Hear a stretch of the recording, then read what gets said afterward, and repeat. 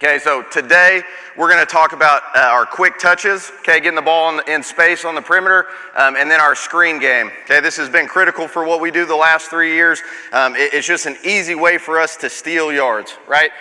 For me, okay, as a game planner, as an offensive coordinator, okay, as we get into this, right, the reason that I like these and the reason that I carry these every single week, why this is a staple in our offense, right, they are great drive starters, right? For us, we are an up-tempo offense. Right, the key to do that is getting that first down. Right, if you look over the last 3 years, okay, at UIW and the last 2 at Texas State, we're about 60 to 70%. If we get one first down, we're getting points on that drive. Right, and so these ways, these quick touches, these perimeter screens, these ball and space plays, okay, are easy ways for us to steal yards and get us into a 2nd and 3 right off the bat, right, and get that first down so we can really crank up the tempo. Okay, and they are great get back on schedule plays. Right, no matter how good your offense is, no matter how good your scheme is, right, there's going to be times when you're in 2nd and 12, right? Your right guard missed the block, the quarterback didn't see the hot route, you're sitting in 2nd and 15. Okay, these plays are great. Get back on schedule. Let's get halfback and let's get into a good manageable 3rd down, right? So if you're in a long yardage situation, okay, getting the ball to your best players in space is an easy way to get you back on schedule, right? The next reason, okay, I love these because they're easy completions for the quarterback. Okay, to start a game, right, there is nothing better as a quarterback, right? I played quarterback. I've coached quarterbacks for the last 8 years.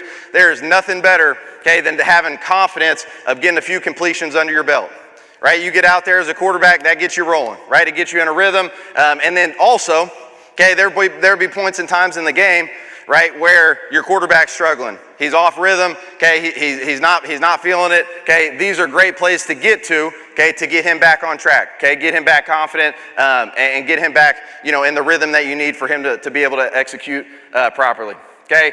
The next thing, right, it guarantees your best players, okay, the touches that they need. Right? That's our job as an offensive coordinator. Everybody in here, okay, has 1 or 2 guys that are really special with the ball in their hands. Right? It's our job to scheme up some ways for them to get the ball in space. Right? We are better play callers when you're getting the ball to your best guys. They're no different me, you, middle school, it doesn't matter. Right? Get the ball to your best players.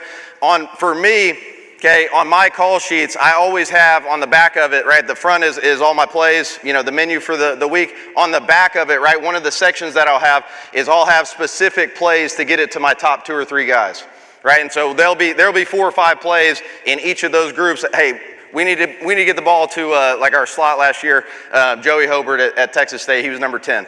Hey, how do we get the ball to number 10? Right, we're kind of struggling on offense. We need a spark. How do we get the ball to 10? And there's going to be 4 or 5 plays that I can get to right off the rip. Okay, where I know that guy's going to get the football. Okay, and in that section is usually these quick touches or screens. Right.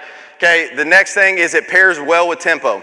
Okay, we have not been a huge down the field RPO team the last couple years because when you start going fast, okay, I think it's hard for the quarterback sometimes on the down the field RPO because you start going fast and you'll see some of these looks. Okay, the defense isn't lined up, right? You get a safety or the overhang player that you're supposed to be reading in the scheme. He's not lined up in the right spot and it creates confusion for your quarterback, right?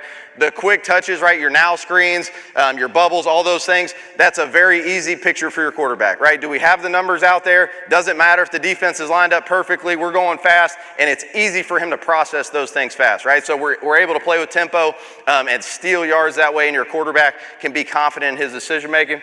Okay, and then the last thing, right? It gives your perimeter an opportunity to be physical. Right? That's something that we're going to take pride in everywhere I've been. Right? We're going to do perimeter drill every single day. Right? And the offensive coaches always get mad, because the defense doesn't play it realistic and they're just downhill, right? But that's an opportunity, okay, for your guys, okay, backs against the wall, defense knows it's a perimeter screen, we're going to be tougher than you, we're going to be able to block it up. And if you can get good at that drill, right, if you get good at the perimeter drill, the game's going to be really easy, right? If you can get yards in practice with the DBs, knowing it's a perimeter screen, okay, and have that physical mindset on the perimeter, we're going to be able to steal yards. And it's a good way too, those guys on the edge, right? They're the prima donnas, right? They just make all the big plays, right? One of our things, Coach McGuire, we're going to be the toughest team, right? This is a great way for those guys to be able to exemplify that, okay, on game day.